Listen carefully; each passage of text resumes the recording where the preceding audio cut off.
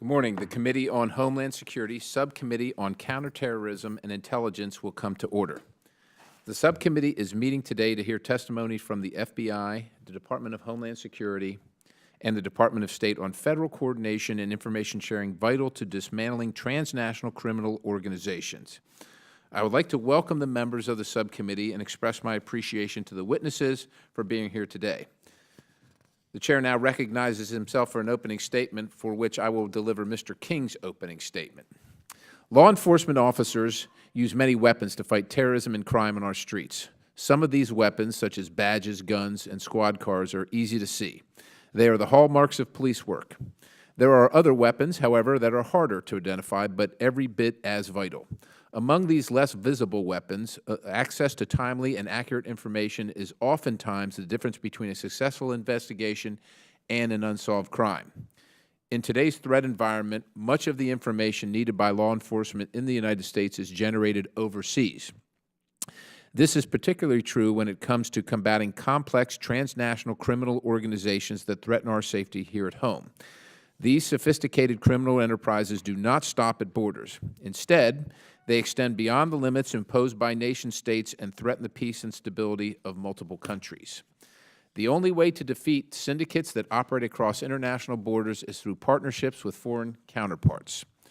It is incumbent on U.S. law enforcement agencies to work with our overseas allies to ensure that coordinated enforcement efforts are brought to bear against the menace that MS-13 and other TCOs pose to our nation. In addition to information sharing, another essential step in fighting in the fight against TCOs is to develop the capacity of our foreign partners to defeat these networks before they become a threat to the United States. Today's hearing will feature testimony from representatives of federal agencies tasked with combating the spread of TCOs. These entities bring various tools and capabilities to the fight, including investigating and prosecuting TCOs, as well as working with our foreign counterparts to strengthen and support their efforts to disrupt and dismantle TCOs. These witnesses include executives from the Federal Bureau of Investigation for the Department of Justice and Homeland Security Investigations from the Department of Homeland Security and the Bureau of International Narcotics and Law Enforcement Affairs from the Department of State. All of the agencies participate in protecting the U.S. homeland by working to defeat TCOs overseas. Each of these agencies is responsible for collecting, vetting, and disseminating TCO-related information. Sharing this overseas information with state and local domestic law enforcement agencies enhances the ability of our men and women in blue to keep this country safe at home from the threat posed by TCOs. I look forward to hearing from our witnesses. Their understanding and vast experiences will provide the committee with a comprehensive overview of how the cycle of international information sharing functions. This overview will, in turn, afford the committee an opportunity to identify enhancements that can be made to better equip U.S. law enforcement at all levels to share information in their efforts to disrupt and dismantle TCOs both home and abroad. I now recognize Ranking Member Rice for her opening statement.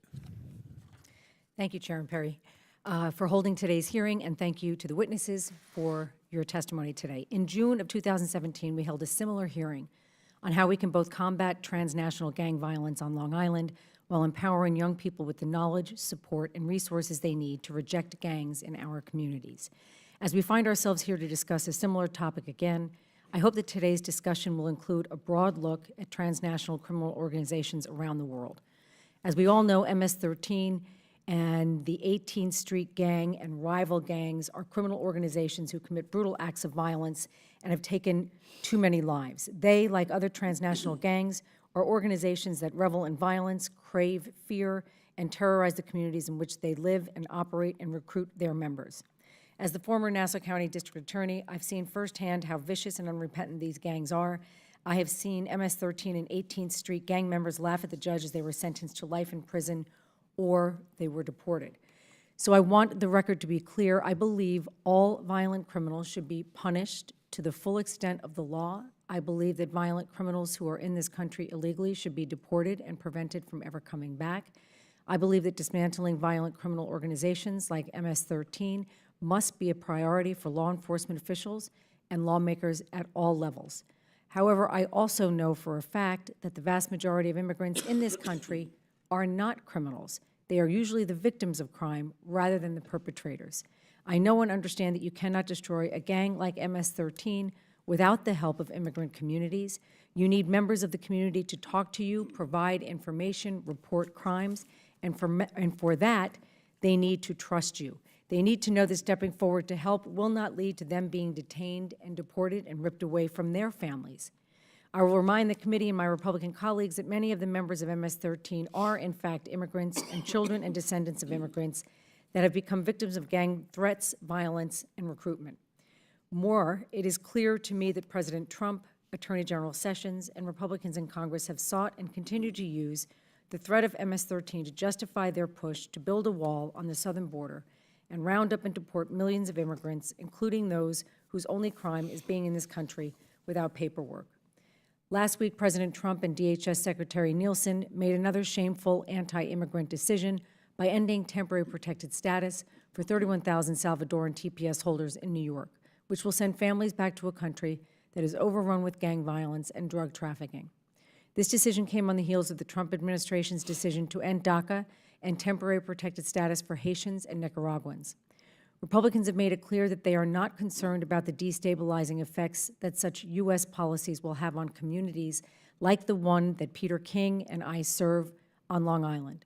On average, TPS recipients in our state have lived in the United States for an average of 21 years. They are our neighbors, our friends, and our coworkers. Now, I recognize that this hearing is not about TPS, but I also recognize that Republican-controlled Congress doesn't want to negotiate, so I have to use every platform to address this issue. I yield back. Chair thanks the gentlelady. The chair now thanks the chairman of the full committee, the gentleman from Texas, Mr. McCall. Thank you, Chairman Perry. Transnational criminal organizations are a serious and growing threat to the American people. They disregard the rule of law of all nations and use their networks to smuggle drugs and traffic human beings for sexual exploitation and slave labor. They resort to brutal violence and intimidation tactics to carry out their illegal deeds. These networks of vile individuals and gangs like MS-13 have been known to kidnap, torture, and behead their victims. Top officials at DHS are very alarmed by their actions. Before becoming White House Chief of Staff, Secretary of Homeland Security John Kelly explained to a national security forum last July, to me personally, that one of his top concerns is a partnership between TCOs and international terror groups. If such alliances were formed, terrorists would have an easier time sneaking a dirty bomb or other catastrophic weapon and resources into the United States. Further, in written testimony before our full committee back in November, Acting Secretary Duke stated that TCOs are, quote, bringing drugs, violence, and dangerous goods across our borders and pose a persistent national security threat to the United States, end of quote. Unfortunately, some of these partnerships are starting to take hold. Recent reports have shown that Hezbollah has been very active in recent years with international drug cartels in Latin America. We cannot allow such dangerous actors to gather in our hemisphere unchallenged. The ability of TCOs secreting terrorists and WMD into our country is a grave threat. And this committee is going to undertake a thorough review of these possibilities so that we can prevent them from happening. Sadly, these TCOs have an easy time infiltrating our communities because the security of our southern border is just not strong enough to stop them. Hopefully, we will soon be able to fix that. Legislation I introduced to strengthen border security with new infrastructure, including a wall, more boots on the ground, and new technology was passed out of our full committee in October. Last week, that important legislation was incorporated into a larger bill to fix our broken immigration system. I am hopeful that we can pass it through the Congress and get it to the President's desk very soon. All three branches of government working together is essential in this fight, but we must also create and foster partnerships with governments in Latin America, help eliminate these threats from TCOs. One of the most important lessons we learned from 9/11 attacks is that we must effectively communicate vital information among federal departments and agencies and law enforcement. Doing so will save many innocent lives. Today's witnesses represent the hardworking men and women from FBI, ICE, and State Department who work very hard for the protection of their fellow Americans. And I'd like to thank each of you individuals for being here today. And before I yield back, I just want to say on a personal note, before becoming a member of Congress, I was the Chief of Counterterrorism and National Security in the Western District of Texas in the U.S. Attorney's Office. I had the Texas-Mexico border in my jurisdiction. I've been dealing with this issue for quite some time, 7 terms in Congress and many years as a federal prosecutor. This problem has not stopped. It's gotten worse. It has not gotten better. It's now more of a threat. And I think it cries out for action from Congress and from the administration to finally, once and for all, get this job done. And with that, Mr. Chairman, I yield back. Chair thanks the gentleman. Other members of the committee are reminded that opening statements may be submitted for the record. We are pleased to have a distinguished panel of witnesses before us today on this important topic. All the witnesses are reminded that their written testimony will be submitted for the record. Our first witness is Mr. Stephen E. Richardson, the Assistant Director for the Criminal Investigative Division of the Federal Bureau of Investigation. Mr. Richardson joined the FBI as a special agent in 1996. He has worked with the Bureau in Louisiana, Tennessee, Virginia, and several stints at headquarters. Throughout his career, he has specialized in the investigation of white-collar crime, public corruption, hate crime, violent crime, gang matters, and counterterrorism. Since April 2016, Mr. Richardson has served as Assistant Director of the Criminal Investigation Division with oversight of all FBI criminal matters. Thank you for being here today. And does he recognize individually or all? Okay. Well, thank you for being here today, and we're going to recognize you individually so you can begin with your testimony, Mr. Richardson.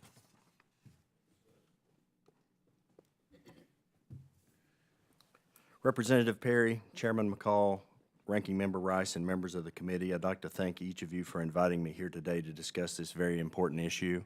My name is Steve Richardson. I'm the Assistant Director for the FBI's Criminal Investigative Division. The issues that we're going to talk about today fall under my leadership at the FBI. The FBI is dedicated to defeating those transnational organized crime groups referred to as TOC groups, which pose the greatest threat to our national and economic security. To combat the ongoing threat posed by these groups, the FBI has a long-established TOC program. The FBI uses the Racketeer Influence and Corrupt Organizations Act to expand criminal accountability for a number of predicate offenses and to expand a single offense across multiple members of a criminal enterprise. Utilizing a multi-pronged approach to target a variety of criminal activities and impact the group's financial stability, the FBI is able to disrupt or dismantle the entire enterprise, not just a few key people. The FBI leverages trusted relationships both domestically and internationally to combat and influence the reach of these transnational criminal enterprises. The FBI has long been a proponent of the task force model, and in 1992 we stood up the first Safe Streets Violent Gang Task Force, specifically to address transnational gangs. The mission of these task forces is to fully integrate our state and local partners to address threats posed by violent criminal gangs in communities across our great country. This involves working with state and local task force officers, commonly referred to as TFOs, who have direct knowledge of the criminal activities occurring within their specific jurisdictions. The collaboration of FBI special agents and local law enforcement creates a comprehensive approach utilizing both state and federal statutes to address these violent gangs from top to bottom. The FBI currently operates and provides oversight to 169 of these particular task forces, comprised of nearly 800 special agents, 1,400 TFOs, and 58 other federal law enforcement partners in all of the FBI's 56 field offices. Collectively, these task forces average approximately 5,100 arrests of violent criminal gang members annually and have averaged over 2,000 seizures of firearms in each of the past 2 years. Our ultimate goal and the goal of each task force is to have a positive effect on the communities by disrupting and dismantling violent criminal organizations. On the international front, the FBI's Transnational Anti-Gang Task Forces, we refer to those as TAGs, work with international partners to target transnational gangs both domestically and internationally. The TAG program was created through cooperation between the FBI and the U.S. Department of State in El Salvador, Guatemala, and Honduras, and is responsible for the investigation of the MS-13 gang and other violent transnational gangs, such as the 18th Street Gang. The mission of the TAG is to conduct gang enforcement operations and gather actionable strategic intelligence for domestic use by our Safe Streets Violent Gang Task Forces, and to further disseminate this information to U.S. law enforcement partners. Recently, the TAGs conducted a coordinated arrest operation in all 3 countries in the Northern Triangle, targeting both MS-13 and 18th Street, resulting in the arrest of 754 violent gang members. The arrest also led to the seizure of multiple items of evidence which are currently being exploited for their intelligence value. Apart from our task forces, the FBI's Criminal Investigative Division actively participates in multi-agency intelligence entities such as the National Gang Intelligence Center, Special Operations Division, and the Organized Crime Drug Enforcement Task Force, or OCDEF Fusion Center. Although vetting and possible arrest of individuals at the border is primarily a function of the Department of Homeland Security, the FBI makes every effort to gather and share intelligence on a timely basis related to the movement and recruitment of gang members prior to and upon entry in the United States. Information sharing is critical to fulfilling this responsibility, and the FBI is dedicated to improving communication with our partners. Please know we will continue to direct tremendous resources and effort to targeting, investigating, prosecuting, and dismantling these transnational criminal gangs. Chairman McCall, Chairman King, Representative Perry, Ranking Member Rice, and other members of the committee, I thank you again for having me here today. I'm honored to represent the FBI and the fine men and women of our organization, and I look forward to answering your questions. Thank you. Thank you, Ms. Richardson. First of all, let me express my regret for not being here on time. We had a meeting of the Intelligence Committee which went over time. I want to thank all the witnesses for their testimony up till now. I want to thank Mr. Perry for filling in for me. I'm sure he did a far better job than I would have. And, of course, thank the ranking member for her support in putting this hearing together. So thank you, Ms. Richardson. Our second witness now is Mr. Raymond Villanueva, the Assistant Director for International Operations with Homeland Security Investigations at U.S. Immigration and Customs Enforcement. He began his law enforcement career in 1994 with the Puerto Rico Police Department. Since joining Immigration and Customs Enforcement, Mr. Villanueva has served in numerous key positions, including Group Supervisor for Financial Crimes Asset Forfeiture and Removal Group in Buffalo, New York, Section Chief for the Illicit Finance and Proceeds of Crime Unit in Washington, D.C., Assistant Special Agent in Charge for the HSI San Juan office, and most recently as a Deputy Assistant Director for HSI International Operations. Mr. Villanueva has more than 22 years of law enforcement experience. Let me just say that with the situation we have in Long Island with MS-13, HSI has been invaluable. And through you, if you thank all of them for the great job that they're doing in conjunction with the FBI, it's just been, again, phenomenal cooperation. And also working with the local police in Suffolk County and Nassau County has been extraordinary. So I thank you, and Mr. Villanueva, you're now recognized for your testimony. Thank you, Chairman King. Mr. Perry, thank you for starting the hearing, and Ranking Member Price and distinguished members. Thank you for the opportunity to appear before you today to discuss U.S. Immigration and Customs Enforcement and Homeland Security Investigations efforts to investigate, disrupt, and dismantle transnational criminal organizations, or TCOs, to include violent gangs in the United States and abroad. HSI utilizes its broad legal authorities to investigate immigration and customs violations across several programmatic areas, including investigating and dismantling TCOs and gangs. During the last 2 decades, transnational organized crime has expanded dramatically, which poses a significant threat to national security. We take this threat very seriously and target TCOs at every critical location in the cycle by utilizing a layered approach that is internationally, by pushing our borders out in cooperation with foreign counterparts where transnational criminal and terrorist organizations operate.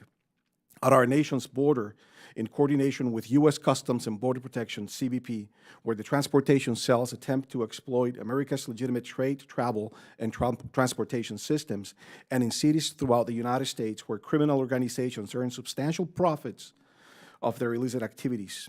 As of December 28, 2017, we maintain over 100 open investigations targeting MS-13 members and their criminal organizations throughout the United States and abroad, by working with our law enforcement partners, including those in countries such as Guatemala, Honduras, and El Salvador. Without information sharing and partnering with our federal, state, local, and foreign law enforcement partners, HSI would not be nearly as successful as battling MS-13 and other gangs.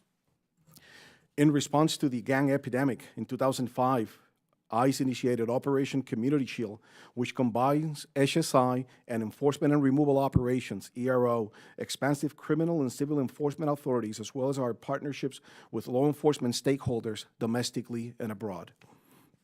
Through this platform, HSI executes anti-gang initiatives, including specialized urban response gang enforcement known as search operations.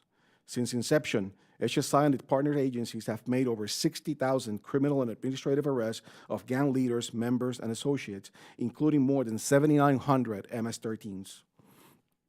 HSI most recent search operation, Project New Dawn, the largest gang search to date, resulted in 1,378 arrests. At the same time, we pursue domestic criminal investigations. We continue to push the borders out by capitalizing on our international partnerships with foreign law enforcement officials. This is accomplished by our attaché network located in 67 offices around the world.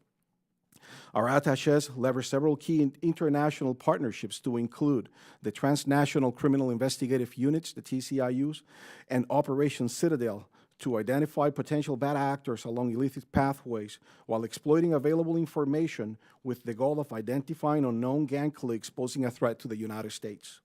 HSI also leverages information sharing capabilities through the use of several key initiatives, some of which I would like to highlight briefly. The Visa Security Program. Through this program, we partner with CBP and Department of State by deploying trained special agents to high-risk visa issuing posts to identify and investigate potential terrorists and criminal threats before they reach the United States. The Trade Transparency Units, the TTUs, are designed to aggressively target organizations and individuals involved in trade-based money laundering, and also those involved in contraband smuggling and customs fraud. All TTU foreign partners, 16 to date, recognize the value of information sharing. And last but not least, the Biometric Identification Migrant Alert Program, what we call BITMAP. This program helps provide infrastructure and capability for host governments to collect biometric data on individuals they encounter. We and CBP's National Targeting Center then share information back with our foreign partners. Through this process, we're able to track movement towards the United States, take joint action with partnered nations along the route, and deter human smuggling through South and Central America. BITMAP is deployed to 14 countries. These operational endeavors would not have been possible without the cooperation of our federal, state, local, and foreign law enforcement partners, including the support provided by the Department of State through its country team and their Bureau of International Narcotics and Law Enforcement Affairs. Thank you again for the opportunity to appear before you today and for your continued support of ICE and our law enforcement mission, and I'm looking forward to answer any questions you may have. Thank you very much, Mr. Villanueva, for your testimony and for your service. And our final witness is Mr. Richard H. Glenn, the Acting Deputy Assistant Secretary for the Bureau of International Narcotics and Law Enforcement Affairs in the State Department. Mr. Glenn oversees this department's air wing and is responsible for foreign assistance programs in the Western Hemisphere that combat illicit drugs and organized crime and support law enforcement and the rule of law. Mr. Glenn began working with international narcotics and law enforcement affairs in 2011 in Mexico City, implementing the Merida Initiative. Since joining the State Department as a Foreign Service Officer in 1999, Mr. Glenn has served Ecuador, South Africa, Czech Republic, Argentina, and Mexico. And Mr. Glenn, you're recognized for your testimony. Thank you very much for being here today. Good morning, Chairman King, Ranking Member Rice, members of the subcommittee. Thank you for the opportunity to be here this morning to share with you the Department of State's work to combat transnational gangs, primarily through information sharing. The Bureau of International Narcotics and Law Enforcement Affairs, INL, as we know it, leads the department's efforts to combat crime overseas. We strengthen the capacity of foreign partners to mitigate crime before it reaches our borders. Our neighbors, particularly Central America's Northern Triangle, suffer extortion, violence, and instability carried out by gangs like MS-13. Gang activity in the region undermines institutions, it drives migration, and it threatens citizen security. This has a direct bearing on our own national security. Like other forms of transnational crime, combating gangs requires well-coordinated and comprehensive solutions. INL approaches this threat abroad on 3 fronts. First, through regional coordination and information sharing through vetted and specialized units. Number 2, community anti-gang efforts. And third, through institutional reform and capacity building of our foreign partners. INL support to vetted and specialized units provides U.S. and partner nation law enforcement with the tools they need to investigate complex and high-threat gang cases. Through our support, foreign law enforcement gains the skills necessary to become reliable, trusted partners of U.S. law enforcement, routinely sharing information to disrupt the work of transnational gangs. We support 56 specialized units throughout Central America, including FBI's TAG units and ICE's TCIUs. In 2016 alone, the Northern Triangle and the vetted units that we support made 3,116 arrests and denied more than $200 million in revenue to criminal organizations. Because gangs are transnational, I cannot overstate the importance of strong regional coordination. We must be nimble, and INL continually evolves its approach. INL and FBI developed the Regional Criminal Gang Intelligence Platform to enable real-time information flow between TAG units. Last May, INL with the Department of Homeland Security created the Border Integration and Coordination Center, which we call GSIF, a Salvadoran multi-agency task force to help U.S., state, and local authorities identify, arrest, or deny entry to gang members. To date, GSIF has identified 240 MS-13 members not previously known to U.S. law enforcement, 46 not previously known to Salvadoran authorities, and 37 Salvadoran human smugglers and facilitators. Just in the last 2 weeks, GSIF identified 16 Salvadoran gang members, four of which had active arrest warrants in El Salvador for crimes including aggravated homicide. They will be processed for deportation and returned to Salvadoran law enforcement authorities. INL is working to expand GSIF offices in El Salvador to include Guatemala, Honduran, and Mexican authorities. We also work closely with our partners in Mexico through the Merit Initiative to strengthen our shared border security and to combat transnational crime through enhanced information sharing.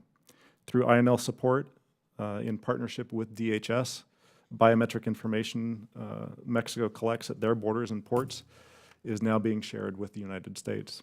This capability enhances our country's joint efforts to respond to migration trends and to conduct cross-border investigations of gang members and special interest aliens.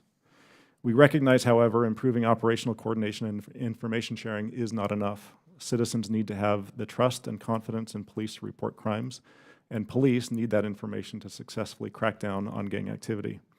In Central America, INL is strengthening local law enforcement's capacity to connect with communities and address gang violence by implementing violence prevention programs in high-crime areas, many of which have seen homicide rates plunge between 40% and 73% in 2015. INL's third line of effort supports building strong institutions. Arresting gang members is only effective if justice institutions can prosecute, convict, and incarcerate criminals. INL and our interagency partners enhance the capacity of justice institutions, including attorney generals, to introduce legal reforms, mitigate gang violence, and combat corruption. Combating transnational gangs requires comprehensive and well-coordinated efforts. Achieving lasting change is not quick or easy, but the comprehensive approach we have put in place is showing promising results, and a sustained commitment to our partners in the region is critical to protecting our homeland. Chairman King, Ranking Member Rice, thank you for the opportunity to appear before you today, and I look forward to your questions. Thank you, Mr. Glenn. I'll direct my first question initially to the FBI, but then to be answered by anyone who wants to say it, wants to respond. What has changed or will change in your ability to target MS-13 since the October 2017 Attorney General direction to make the TCO a priority? And, okay, that'll be the first part of the question. Thank you, sir. Certainly, we at the FBI have redirected resources appropriately. We are actively engaged with our TAG teams or our TAG task forces down in the Northern Triangle with regard to MS-13 and the 18th Street gang. We ultimately, our goal is to get ahead of the threat through intelligence sharing and be more proactive as opposed to reactive. We rely heavily upon the information that's coming out of the Northern Triangle. We have SSAs that are assigned to these vetted teams that are trusted advisors providing subject matter expertise regarding investigative techniques that we utilize. And then the goal is to gain actionable intelligence and share that with our domestic partners, with our trusted Safe Streets partners across the United States in order to get ahead of the threat. Thank you. Let me, before I go to Mr. Villanueva, I'd be remiss if I didn't also commend the FBI for the terrific work they're doing. And again, this is HSI, FBI, and the local police are doing a phenomenal job. And so I want to, if you can again pass on to them my thanks for the terrific job they're doing. Yes, sir. I will. Thank you. Now to Mr. Villanueva, Mr. Glenn, as a follow-on to that question, did this Attorney General's direction add any capabilities to HSI or to the State Department?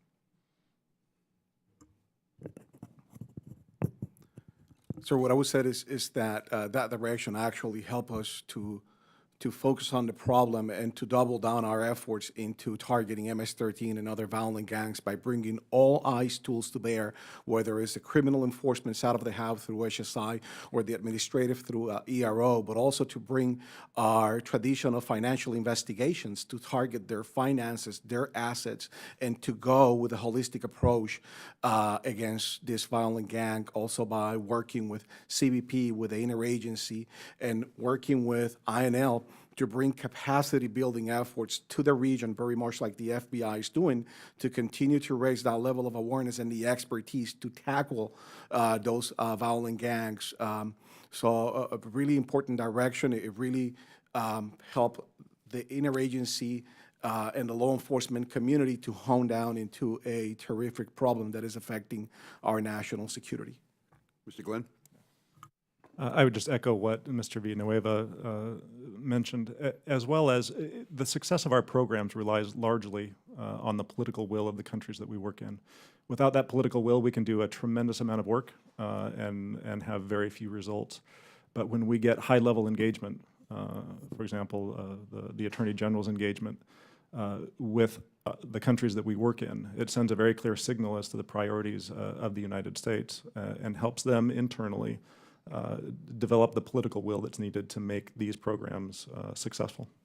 If I could follow up with you, Mr. Glenn, how is the McAllen coordination facilitated by INL? How has that enhanced the coordination between, say, police in El Salvador and in U.S. communities such as Nassau and Suffolk counties where Ms. Rice and I represent? Sure. So it's been a tremendous development and a very effective tool. What it does is it places or has placed an El Salvadoran law enforcement official who has access to their criminal information databases and puts them in physical connection with law enforcement authorities in the United States and provides us between the two countries an avenue with which to share the information. And that's why we've been able to get the results that we've gotten as people have come across the border and been apprehended. We can run fingerprints against databases in El Salvador. So people who have misrepresented who they are, your fingerprint doesn't lie. And that's how we've been able to actually identify people wanted for murder back in El Salvador and been able to deport them and see that they experience justice. Thank you, Mr. Glenn. I'll recognize the ranking member. Let me just say before I formally recognize her, is that Ms. Rice has been a great partner in all this. We had a joint hearing back in Central Islip on MS-13 back in, I guess, May or June. And I want to thank her for her cooperation and bipartisan spirit on this. With that, I recognize the ranking member. Thank you, Chairman King. Mr. Glenn, what are the largest Russian gangs that you have come across, and what are the kind of criminal activities that they're involved in, and how are you trying to combat Russian cybercrime? So our focus in the Western Hemisphere has been on on Latin American gangs, MS-13, 18th Street. Russian gangs in the Western Hemisphere has not been a focus. What I can do is take that question back to those who focus on Russian law enforcement matters. But if you're talking about transnational criminal organizations, I mean, the Russians, given what they did during the elections last year, have to be front and center on, or just out of curiosity, is there any focus on that at all? Right. I'm not saying take away from MS-13, but if you're looking at transnational criminal organizations, I would think that the Russians are right up there. The focus in the Western Hemisphere has been on MS-13 and 18th Street. Are you aware of any effort to address Russian Not in the criminal Western Hemisphere. organizations? No. Not in the Western Hemisphere. Well- Not through INL programming. Okay. Mr. Villanueva, there are many undocumented immigrants who, I'm sure you're aware, are victims of transnational criminal organizations, including MS-13, certainly where Chairman King and I are from. They witness crimes committed by gang members, but as you know, many of them don't want to come forward because they are afraid that they are then going to be taken into custody, deported, depending on what their status is. So my question is, it seems that the administration's rhetoric and policies towards undocumented immigrants have really caused that fear to escalate. So how are you, as law enforcement agencies, needing information from people who are maybe here illegally but are being victimized and have information to help you address the criminal activities of MS-13 and other gangs? How do you deal with that issue? Ma'am, thank you very much for the question. Your point is extremely valid, and it's a concern that we law enforcement deal with every day. As a matter of fact, there are protections for witnesses when they come forward to law enforcement, whether they're in the country legally or not. Under the Immigration and Nationality Act, the INA, we can provide those individuals with continued presence. That authority is delegated to the Secretary of Homeland Security, which he then delegates that to ICE, which is one of the programs that I have overseen of. Is what we call the parole branch. We can work with that community and we can offer protections, continued presence, significant public benefit paroles, and there's some other tools out there to protect those individuals from being deported, to protect those individuals from violence from those gangs. So there are protections for them when they come forward to law enforcement. And when I'm saying law enforcement, not only ICE, HSI, when they come forward to the FBI, we will work with our FBI partners to grant those protections to any witness that comes forward regardless of that person's immigration status. Has that made it easier for you to get information? I mean, how do you get the word out that it's okay for people to come forward?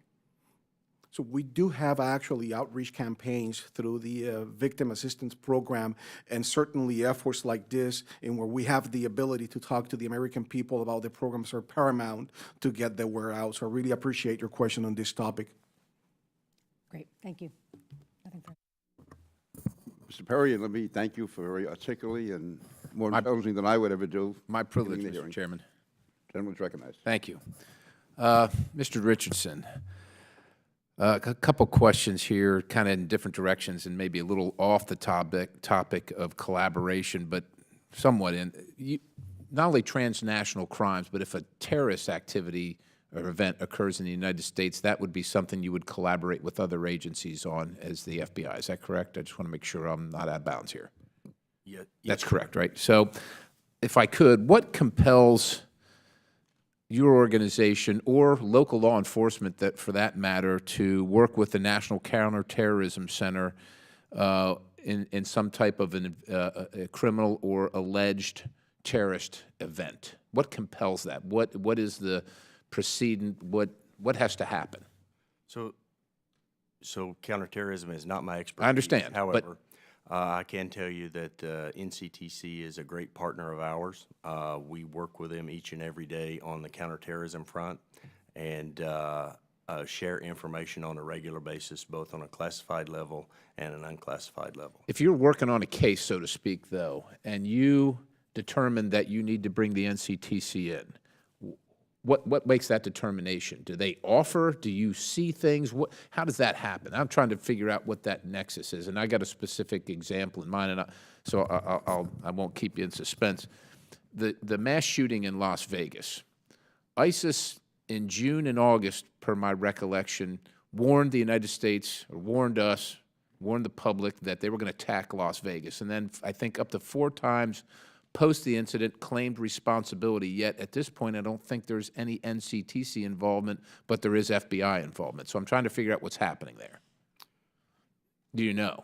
So I couldn't speak to the Las Vegas shooting incident in this particular environment because of classification issues. What's the normal protocol, though? What would invoke, what would precipitate involving the NCTC?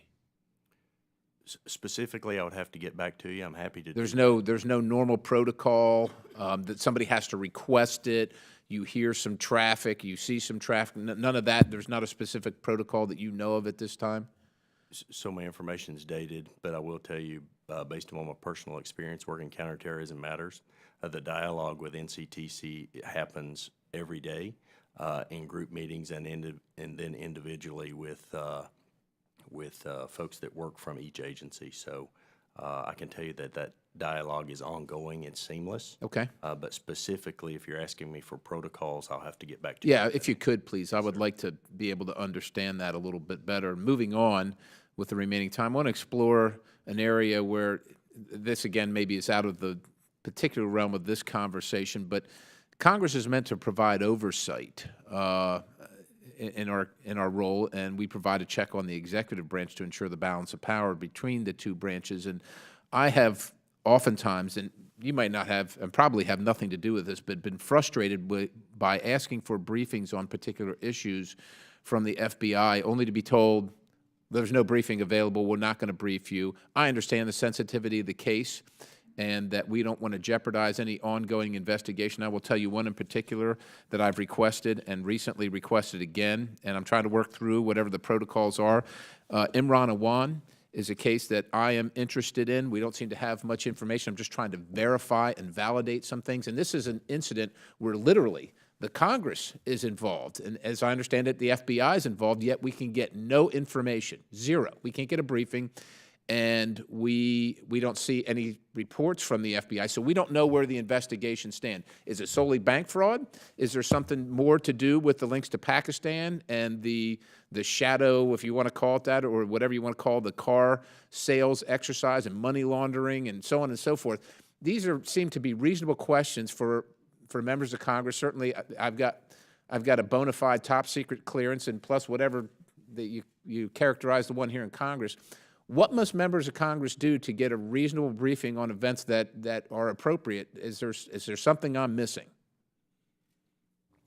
No, sir. We make every effort to provide those briefings at the request of Congress and others.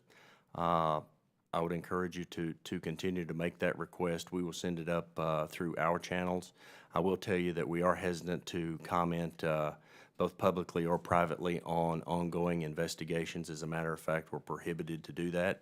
However, in certain instances, we are able to provide those briefings when the request comes in. So I'm very familiar. If you would please make a note that I've made the request, but maybe it'll have a little more weight if you send it forward. But we will continue to, and I look forward to a continuing conversation on this and other issues. Thank you, Mr. Chairman. I yield.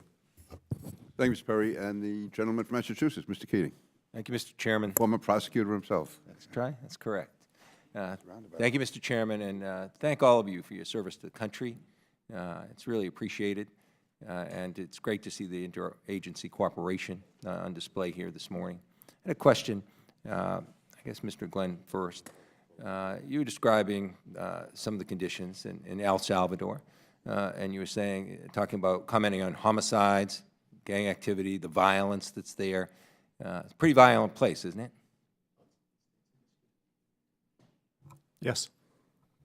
Young people that are there, is there coercive activities with these gangs and other groups to coerce them into criminal activities? Yes. What would you say, and is it important to have cooperation, as you mentioned, with local people in the country, not just the leaders themselves? That's part of what we're trying to instill, as part of the three things you mentioned, correct? Correct. So, what are we to make of sending 200,000 people back to El Salvador in huge numbers?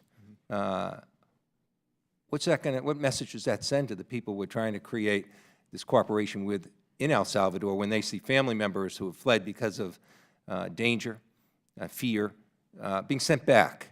Is that something that instills will enhance cooperation locally in our activities? What kind of message could that send? Sure. Well, I think it's important, at least in terms of why we do what we do in Central America, specifically in El Salvador. The reason that we offer the assistance that we do is because of the conditions in these countries. Right. So we have made a is it fair to significant- say that sending these people that fled from those type of coercive activities and dangers, we could be sending them right back into those dangerous situations? Well, from an INL perspective, our responsibility is to... No, I'm sorry. I'm just asking you with your knowledge, not as an official answer, but, you know, with the knowledge which obviously you have for that part of the world and what's happening, is that Yeah, they're tough conditions, and that's why we're there trying to help resolve, to help them get the security infrastructure that they So need. nothing has changed suddenly from the point where those people fled from that coercive activity, and it's still a problem. I wouldn't say there's not improvement, but it's still a problem. Oh, I think we've seen some real improvement, especially in some of the most dangerous neighborhoods. The neighborhood of Chamelecon in Honduras, for example, outside of San Pedro Sula. You know, in partnership with USAID and DoD, INL's place-based strategy has made significant improvements in a neighborhood like that was a primary exporter. But it's still dangerous. Dangerous and getting better. The country is, yeah, great. Yes. All right, thank you. I know those are difficult questions to put you on the line for, but it's important to say, as part of your earlier testimony indicated. You know, there's about 100 people, almost 100 people a day in the United States dying. And when you look at gang activity and the other activities, but we're looking at transnational criminal organizations, the one that's killing the most people in our country, as I said, almost 100 a day, are those activities that's around opioids and fentanyl coming into our country, being counterfeited to look like Percocet or other commercial drugs, coming in with great potency. It has spiked the deaths in my area and most of the country enormously. And a lot of that's coming from China. Can you comment on what we're trying to do? We're right under the nose of the Chinese government. The manufacturing of these drugs are occurring and being shipped through because clearly that is costing the most American lives every day. Anything we're doing to focus on that specifically? Any of you, I'm sorry, FBI too. I can just mention briefly what some of the things that INL has been doing. One of the important things on fentanyl and the analogs of fentanyl, so there's multiple types of synthetic opioids that are being produced in China and brought into the United States, is to get those substances on the list of prohibited substances. And that has been successful. We will be going into the meetings in April in Vienna to get additional substances put on those lists. Engagement with China has been effective, and I think we have begun to see China taking And more if proactive. I could, because my time's running out, it's important to note that my discussions in private meetings with the Customs and Border Patrol and Homeland people, the greatest trend now is coming through getting the shipments through UPS, FedEx, the United States Postal Service. These things are coming, and you also have that in coordination with use of the internet, and maybe some of the dark parts of the internet too. I mean, that creates a great challenge. A lot of those things, how are you doing on that? That's a pretty tough challenge to do, but are we getting more cooperation from the Postal Service or from these other countries at the point that they're being sent from? FBI, you know, Mr. Richardson? Yes, sir. Thank you for the question, and certainly realize that opioid addiction and trafficking of opioids in this country is a great problem. It will probably be worse tomorrow than it is today, unfortunately. But we do have resources that are targeting the distributors of those illegal opioids to the communities. One thing that we are doing that's a little bit unique maybe from some of the other agencies is we've stood up a unit that looks at the dark net specifically in order to try to identify those individuals, those organizations that are on the dark net, the net beyond the net, hiding without with autonomy, that are sending the drugs through, whether it's FedEx or whether it's the Postal Service or ever how the narcotics are coming in. So we've had some success with that initiative thus far. We are going to add additional resources to that going forward, and we've been relatively successful. So, Well, thank you. My time is up. I would just comment, I would rather give you and your collective activities on that arena more resources, more money, because it's killing more people than having an extended wall would result in saving people's lives. I yield back. Chairman yields. We're going to close session soon, but I have two questions I'd like to ask. If you can answer them on the record, if not, we can wait till downstairs. I'll ask them together, and then you can respond. My staff recently visited El Salvador, and they heard from agencies on the ground that the MS-13 leaders are actually frustrated that the MS-13 members in this country are not violent enough, and they're going to be sending more violent members to the U.S. Now, can you confirm that?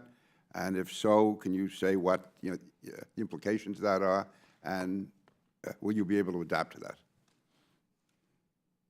So I'll take a crack at it first. I can tell you from the FBI perspective, our intelligence streams tell us that what you've mentioned is accurate. Because of enforcement actions across the country, some of the leadership here at the mid-level within the United States of America has been, they've been arrested, they're incarcerated. That is frustrating to the leadership of the MS-13 gang in El Salvador. And they are very much interested in sending younger, more violent offenders, gang members, up through their channels into this country in order to be enforcers for the gang. So that is absolutely correct. Mr. Villanueva? Yes, sir. We can actually discuss some of our ongoing efforts later on today downstairs. But yes, we are looking at that problem. We're looking at the information we're getting. And once again, I mean, we're doubling down our efforts against MS-13. As a matter of fact, this year, Operation Citadel, which we have been doing for a few years, it's just going to have an MS-13 component working with our international partners. We do have some other efforts that are going to be paramount to stop the flow of those individuals from coming into the U.S. that we can discuss later today. Mr. Glenn, do you have any? Again, I would just reiterate that our efforts are going to be in support of the units that they work with in the Northern Triangle region to help mitigate any kind of change in behaviors by the gangs. Yeah, I would just say it's hard to imagine them being much more violent, so it's really a horrifying thought. I know within 1 mile of my house, I'm sure close to where Ms. Rice lives, they're actually digging up bodies of young kids who have been butchered by MS-13. So it's one other question on that. Are there any signs of MS-13 members partnering with traditional drug cartels? I can mention internationally. Internationally, yeah. Yes.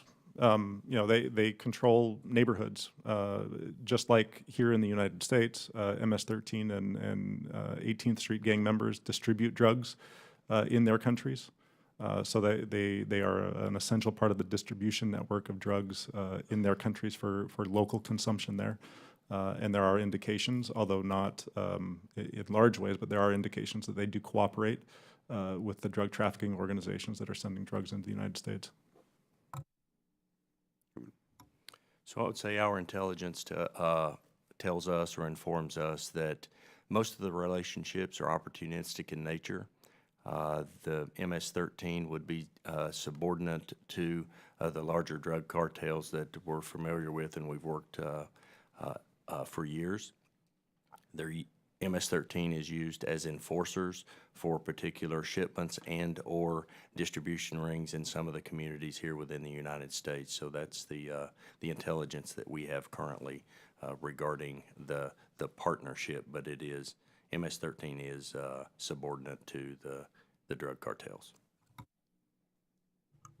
And sir, along the same lines, our information is similar to the FBI. There is connectivity. It's just defining what connectivity looks like. So the same connectivity to be at par, maybe not, but maybe as a subordinate as the enforcers, distributors, there's certainly a connection to that effect. I have no more questions in open session. Ms. Rice? You? Scott? No? Okay. With that, we will, do we actually adjourn or go in recess? How do we get downstairs? What do we do? Yep, Alan is going to take the witnesses and, Okay, what are we doing next? Is recess? yeah, use recess. Okay, recess, and we will move to a secure environment. Thank you. Thank you for testimony. See you downstairs.